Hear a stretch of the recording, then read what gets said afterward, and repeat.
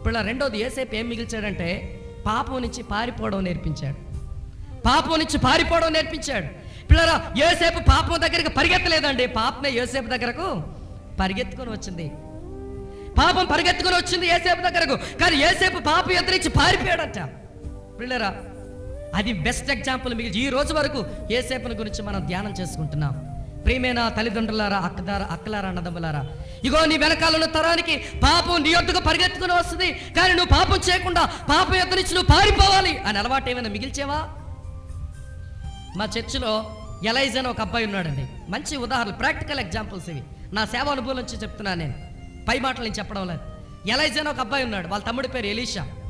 వాళ్ళ ఇద్దరే కొడుకులు పుట్టారు ఆ డాక్టర్ గారికి. అందుకని చెప్పి పెద్దోడి పేరు ఎలైజా అని పెట్టుకున్నారు, చిన్నోడి పేరు ఎలీషా అని పెట్టుకున్నారు. అంటే ఏలియా ఎలీషాలు అని పేరు అర్థం.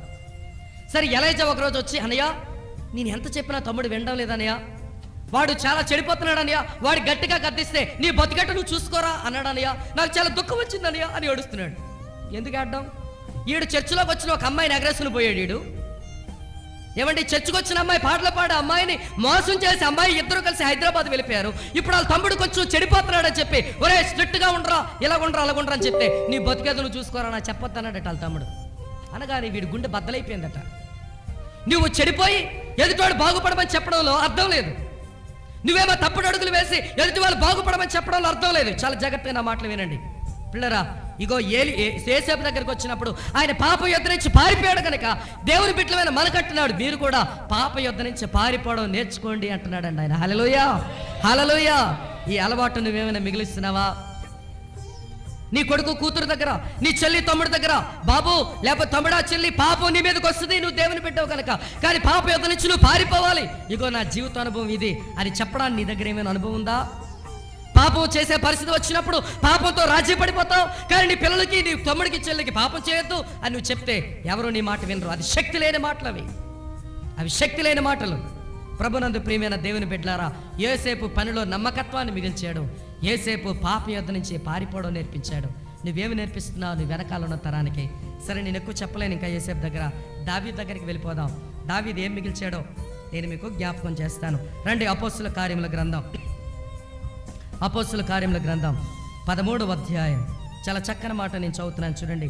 అపోస్తుల కార్యములు 13వ అధ్యాయం 36వ వచనం నుంచి మనం చదువుదాం.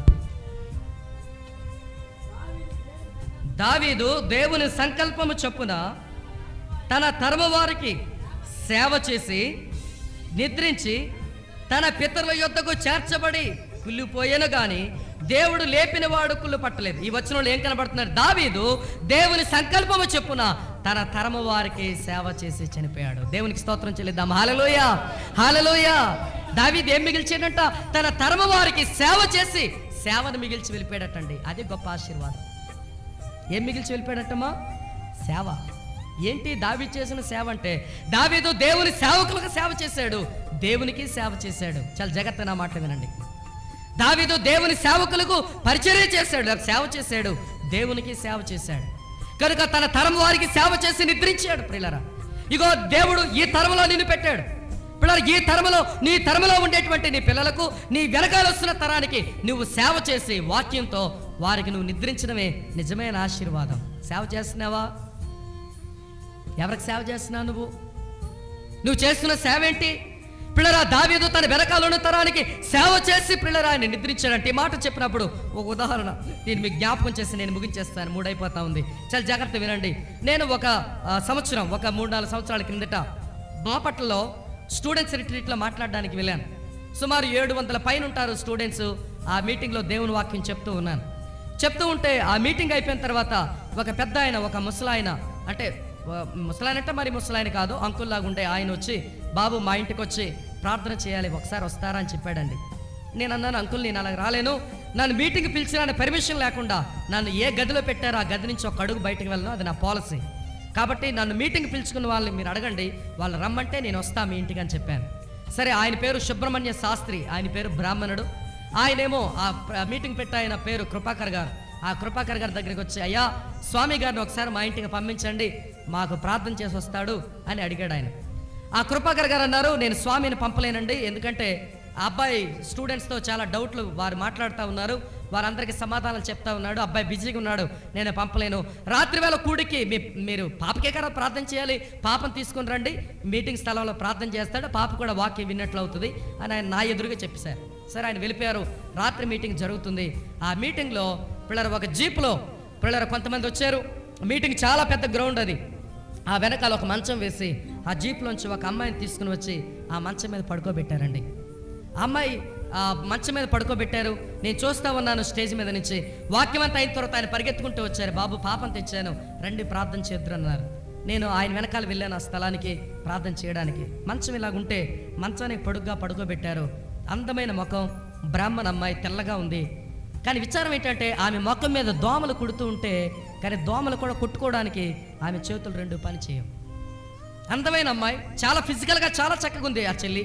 కానీ ప్రియులారా, ఆమె రెండు చేతులు చచ్చుబడిపోయాయి, రెండు కాళ్ళు కూడా చచ్చుబడిపోయాయి. కొన్ని లక్షల మందిలో ఎవరికో వస్తుందట అలాంటి జబ్బు. పాప అమ్మాయికి అటువంటి జబ్బు వచ్చింది. అమ్మాయి పేరు శ్రీదేవి. సరే, నేను అమ్మాయిని చూడగానే దోమలు కొడతా ఉన్నాయి అక్కడ, కానీ కొట్టుకోలేకపోతా ఉంది. నేను చూసి ఆశ్చర్యపడి సరే అడిగాను, ఏంటంటే వాళ్ళ నాన్నగారు అన్నీ చెప్పారు. సరే, ఆ పాప దగ్గరికి వచ్చి అన్నాను, పాప, చెల్లి ప్రార్థన చేయమంటున్నావు కదా, ఏమని ప్రార్థన చేయమంటావు చెప్పు అని అడిగాను. ఆ పాప ఏముందో తెలుసా, అన్నయ్య, నేను బాగుపడాలని నా ఆరోగ్యం కొరకు మీరు ప్రార్థన చేయొద్దు. నేను బాగుపడాలని మీరు ప్రార్థన చేయొద్దు. నేను యేసు ప్రభువుని నమ్ముకున్నాను, మారుమనసు పొందాను. నేను చెడిపోతే నాకు పరలోక రాజ్యంలో ప్రాప్తి నాకుంది. నేను బాగుపడాలని మాత్రం ప్రార్థన చేయొద్దు. ఇగో, నేను ప్రభువుని నమ్మిన తర్వాత నాన్నగారిని ప్రభువులోకి నడిపించాను. నాన్నగారు నేను మారుమనసు పొందాం, కానీ అమ్మ అన్నయ్య ఇద్దరు మారుమనసు పొందలేదు. వారు రక్షించబడలాగిన ప్రార్థన చేయండి అంది. హల్లెలూయా. పిల్లలు, ఆ మాట నాకు చాలా సవాల్ చేసిందండి. నేను ప్రతిసారి చెప్తాను ఎక్కడ వెళ్ళినా, ఈ రోజున క్రైస్తవులు ఎంతసేపు స్వస్థత, ఏమంటే సాక్ష్యాలు స్వస్థతల గురించే కావాలి, లేకపోతే మనకు కావాల్సిన ఆశీర్వాదం కూడా స్వస్థతే, మేలే మేలే మేలే. కానీ పిల్లల, దేవుని దృక్పథంలో ఆలోచించడం మనకు రావడం లేదు. ఆ పాప అలాగే చెప్పేసరికి నేను షాక్ తిన్నాను. సరే చెల్లి, ప్రార్థన చేస్తానని చెప్పి ఆ పాప కొరకు ప్రార్థన చేశాను. వాళ్ళ అమ్మ నా అన్నయ్య కొరకు ప్రార్థన చేసిన తర్వాత ఆ పాప అంది, అన్నయ్య, అప్పుడప్పుడు నాకు ఆత్మీయ సలహాలు మీరు ఇవ్వండి ఉత్తరాల ద్వారా, నాన్నగారి చేత మీకు ఉత్తరాలు రాయిస్తాను. బాగా మాట్లాడుతుంది. ఇక్కడి నుంచి అంతా బాగుంది, ఇక్కడి నుంచి ఇది బాగలేదు. ఆమెకి పాపం చచ్చుబడిపోయినాయి శరీరం అంతా కూడా. సరేనమ్మా, ప్రార్థన చేస్తే నీకు అప్పుడప్పుడు ఉత్తరాలు రాస్తానని చెప్పి ప్రార్థన చేసి వెళ్ళిపోయాను. తరచూ ఆ పాప వాళ్ళ నాన్నగారితో ఉత్తరాలు రాయిస్తుండేది. నేను కూడా ఉత్తరాలు రాసి ఆత్మీయంగా ఆ పాపను తరచూ నెలకి సుమారు 2-3 ఉత్తరాలు రాసేవాడిని నేను ఆ పాపకి. కొద్ది రోజులు అయిన తర్వాత ఉత్తరాలు రావడం మానేసాయి ఆ పాప దగ్గర నుంచి. నేను అనుకున్నాను, ఈ అమ్మాయి చనిపోయి ఉంటుందని. ఉత్తరాలు రాలేదు నాకు. నేను 2-3 ఉత్తరాలు రాసాను, నాకు సమాధానం రాలేదు. సరే, కిందటి సంవత్సరం కాకుండా ఆ ముందు జనవరి నెలలో నేను మళ్ళీ బాపట్లకు స్టూడెంట్స్ రిట్రీట్లో మాట్లాడడానికి మళ్ళీ వెళ్ళాను. వెళ్ళినప్పుడు ఆ పాప కబురు పెట్టింది, స్వామి నేను రమ్మని చెప్పండి, నాకు ప్రార్థన చేస్తారని. అప్పటి వరకు నాకు తెలియదు అమ్మాయి బ్రతుకుందని, నేను చచ్చిపోయింది అనుకున్నాను నేను. సరే, ఆ పాప కబురు అందుకొని నేను, చెన్నై సూర్యని ఒక పాస్టర్ గారు ఇద్దరం ఆ పాప దగ్గరికి వెళ్ళాం. వెళ్ళేసరికి ప్రియులరా, నాకు చాలా దుఃఖం అనిపించింది. ఎందుకంటే ఉత్తరాల ద్వారా అన్నా చెల్లి అని మాకు సంబంధం కొంచెం పెరిగింది. చాలా రోజులైంది ఆ పాపను చూసి. ఇప్పుడు నేను చూసేసరికి నాకు కొంచెం దుఃఖం కలిగింది. ఎందుకంటే నేను మొదటిసారి ఆ పాపను చూసినప్పుడు మంచానికి నిలుగ్గా పడుకోబెట్టారు. ఇప్పుడు ఆ అమ్మాయి మంచానికి అడ్డుగా పడుకోబెడితే మంచం అంతా అడ్డుగా పొడవైపోయింది. అంటే కాలు చేతులు దగ్గరికి అయిపోయి, ఈ చాతంతా చిన్నదైపోయింది, చచ్చుబడిపోయింది అనమాట. ఇదంతా ఎండిపోయినట్లు అయిపోయింది. సరే, ముఖం మాత్రం అలాగే ఉంది. కొంచెం నరాలని బిగించుకొని మాట్లాడుతుంది. అన్నయ్య బాగున్నారా అని అడగడానికి చాలా టైం తీసుకొని ఈ మెడంతా ఇలాగ పట్టుకొని బిగించుకొని అన్నయ్య బాగున్నారా అని మాట అనేసరికి చాలా బాధ అనిపించింది. సరే, అమ్మాయిని మాట్లాడించడం మంచిది కాదు, నేనే కూర్చొని మాట్లాడతానని ఆ పాప తల దగ్గర కూర్చొని, చెల్లి ప్రార్థన చేసుకుంటున్నావా, దేవుని వాక్యం చదువుకున్నా, నాన్నగారు ఏరి అన్నాను నేను. అప్పుడు ఆ పాప ఏమందో తెలుసా, అన్నయ్య, నాన్నగారిని దేవుడు తీసుకుని వెళ్ళిపోయాడు, నాన్నగారిని దేవుడు తీసుకుని వెళ్ళిపోయాడు. నాకు తెలుసు ఆ ఇంట్లో ఉత్తరాలతో నాకు ఎప్పుడు రాసేది, వాళ్ళ నాన్నగారే ఆ పిల్లకి టాయిలెట్ మంచం మీద అవుతుంది, యూరిన్ మంచం మీద అవుతుంది ఆ పాపకి. వాళ్ళ నాన్నగారే దుప్పట్లు మార్చి ఆ పిల్లల బట్టలు మారుస్తారు. వాళ్ళ అమ్మ అస్సలు చేయదు పని. అసలు నాకు తెలుసు వాళ్ళ అమ్మగారి గురించి. పిల్లరా, తనకు పరిచయం చేసేటువంటి నాన్నగారు పోవడం నాకు చాలా దుఃఖం అనిపించింది. నాకు తెలియదమ్మా అంటే, అవునన్నయ్య, నాన్నగారిని దేవుడు తీసుకుని వెళ్ళిపోయాడు, మన దేవుడు ఎంత మంచివాడు కదా అంది. దేవుడిని దూషించవలసిన సమయం, దేవుణ్ణి దూషించి, ఏంటి దేవుడు నా కాలు చేతులు చచ్చుబడేలాగా చేశాడు, నన్ను పట్టించుకున్న నా తండ్రిని కూడా తీసుకుని వెళ్ళిపోయాడు, ఏం దేవుడు అని దేవుడిని దూషించి యేసు ప్రభుని వదిలిపెట్టవలసిన సమయంలో ఆ పాప అంటుంది, మన దేవుడు ఎంత మంచోడు కదన్నయ్య అంది. ఆ మాట మరికొంచెం నాకు గాయపరిచి, నన్ను చెల్లి ఎందుకు ఇలాగంటున్నావు అంటే, అన్నయ్య, నాన్నగారికి కూడా స్ట్రోక్ వచ్చింది, నాన్నగారి కాలు చేతులు పడిపోయాయి, నాన్నగారి కింద నా కింద ఎవరు చేస్తారు, నాన్నగారు తండ్రి దగ్గరికి వెళ్ళిపోయారు. ఏ కష్టం లేకుండా దేవుడు తీసుకుని వెళ్ళిపోయాడు వెంటనే. కనుక దేవుడి దగ్గర నా నాన్నగారు ఎంతో సంతోషిస్తున్నారు కనుక నా తండ్రి ఎంత మంచివాడు అన్నయ్య, నా దేవుడు ఎంత మంచివాడు అంది. పిల్లలు ఆ మాటలు నాకు నీ కళ్ళల్లో నీళ్లు మాత్రం కాదు, నాకు వణుకు పుట్టిస్తున్నాయి ఆ పిల్ల మాటలు. కొద్దిసేపు కూర్చున్న తర్వాత అన్నయ్య నేను దేవుని సేవ చేస్తున్నాను అన్నయ్య అంది. కాలు చేతులు చచ్చుబడిపోయిన పిల్ల ఒక కరపత్రిక పట్టుకెళ్ళి ఒకరికి ఇవ్వలేదు, ఒక స్థలానికి నడిచి వెళ్ళలేదు. ఇప్పుడు మాట్లాడడానికి కూడా నరాలు బిగించుకుని మాట్లాడుతూ ఉంది. ఎలాగ చేస్తుంది సేవ అనేది పెద్ద ప్రశ్న అయిపోయింది నాకు. సరే, నా పక్కన ఉన్న చెన్నైశ్వరి గారు అన్నారు, తమ్ముడు ఎలా సేవ చేస్తున్నావు కొంచెం అడుగు అని నన్ను గులుగుతా ఉన్నాడు ఈయన. నేను అడిగాను, చెల్లి ఎలా సేవ చేస్తున్నావమ్మా నువ్వంటే ఆ పాప అంది, యవనస్తురాలని డిగ్రీ చదువుతున్న టైంలో వచ్చిందండి జబ్బా పాపకి, పెద్ద వయసున్న అమ్మాయి కాదు. అమ్మాయి అంది, అన్నయ్య నాన్నగారు చనిపోకముందు నా పేరు మీద బ్యాంకులో కొంచెం డబ్బులు వేశారు. ఆ డబ్బులకి ప్రతి నెల కొంత వడ్డీ వస్తుంది. ఆ వడ్డీ డబ్బులు తీయించేస్తున్నాను బ్యాంకు నుంచి. ఇగో మన వీధి చివరిన ఒక బల్ల రిక్షా వాడు ఉన్నాడు, వాడికి డబ్బులు ఇచ్చేస్తున్నాను. ఆ బల్ల రిక్షా వాడు ప్రతి మంగళవారం ప్రతి శుక్రవారం వచ్చి నన్ను ఎత్తేసి ఆ బల్ల రిక్షా మీద వేసేసి కాలేజీ గేట్ దగ్గర తీసుకుని వెళ్ళి అక్కడ పడేయమని చెప్తున్నాను. ఒకడు దుప్పట వేసి కాలేజీ గేట్ దగ్గర నన్ను పడేస్తున్నాడు. ఆ కాలేజీ నుంచి వచ్చిన స్టూడెంట్స్కి యేసు ప్రభువే నిజమైన దేవుడు, ఆయన నీ పాపాల కొరకు చనిపోయిన వాడు, నేను బ్రాహ్మణ అమ్మాయిని కానీ నేను రక్షించబడ్డానని సాక్ష్యం చెప్తున్నాను అన్నయ్య అని చెప్పింది. నరాలు బిగించుకొని మాట్లాడుతుంటే కొంతమంది స్టూడెంట్స్ అనుకుంటున్నారంట అడుక్కోవడానికి వచ్చిన పిల్లేమని చెప్పి ఆ పిల్ల మీద చిల్లర డబ్బులు విసురుతున్నారంట. ఆ పాప చెప్తుంది కళ్ళల్లో నీరు ఇలా దించుకుని, అన్నయ్య నేను అడుక్కున్న దాన్ని అనుకుంటున్నారు అన్నయ్య స్టూడెంట్స్, నా మీద చిల్లర డబ్బులు విసురుతున్నారన్నయ్య. వాళ్ళకి చెప్తున్నాను నేను అడుక్కునే ముష్టిదాన్ని కాదు, యేసు ప్రభు బిడ్డని, యేసు నన్ను రక్షించాడు, మీ పాపాలు పోవాలంటే యేసు నమ్మండి అని స్టూడెంట్స్కి సువార్త చెప్తున్నాను అన్నయ్య. ఇగో నా పరిచర్య ద్వారా ఇగో మన ఇంటి ముందున్న రెడ్డి గారు మారు మనసు పొందారు, ఆయన యేసు ప్రభుని నమ్ముకున్నారు. ఇగో మన ఇంటి చివరిలో అక్కడో పాప ఉంటుంది, ఆ అమ్మాయి మారు మనసు పొందిందని వాళ్ళ పేర్లన్నీ కూడా చెప్తూ ఉంది. వీళ్ళ ఆ పాప అన్న మాట ఏంటో తెలుసా, అన్నయ్య నేను చనిపోయే లోపుగా నేను మరికొంతమందికి సేవ చేసి నేను చచ్చిపోవాలనుకుంటున్నాను, నా కొరకు ప్రార్థన చేయి. పిల్లరా ఆ పాప అనే మాట ఏంటో తెలుసా, అన్నయ్య నాన్నగారు బ్యాంకులో వేసిన డబ్బులకు వస్తున్న వడ్డీతో నేను హార్లిక్స్ తాగొచ్చు, బోర్న్విటా కొనుక్కొని తాగొచ్చు, మందులు కొనుక్కోవచ్చు, కానీ నేను ఆరోగ్యం బాగుపడి ఎవరికి ప్రయోజనం? ఆ డబ్బులు బెల్లరక్ష వాడికి ఇస్తే వాడు బ్రతుకుతాడు. ఆ డబ్బులు వలన వాడు నన్ను కాలేజీ గేట్ల దగ్గర దింపుతున్నాడు. ఆర్ట్స్ కాలేజీ దగ్గర చెప్తున్నాను సువార్త, ఇంజనీరింగ్ కాలేజీ దగ్గర చెప్తున్నాను సువార్త, ఏజీ కాలేజీ దగ్గర చెప్తున్నాను అనే సువార్త.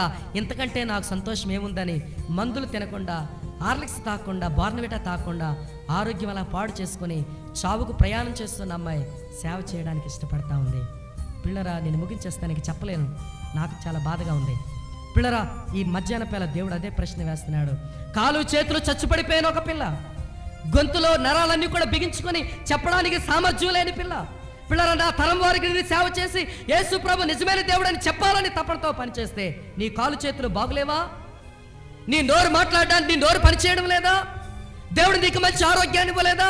దేవుడు నీకు మంచి తల్లిదండ్రులు ఇవ్వలేదా? దేవుడు మంచి వస్తువులు నీకు ఇవ్వలేదా?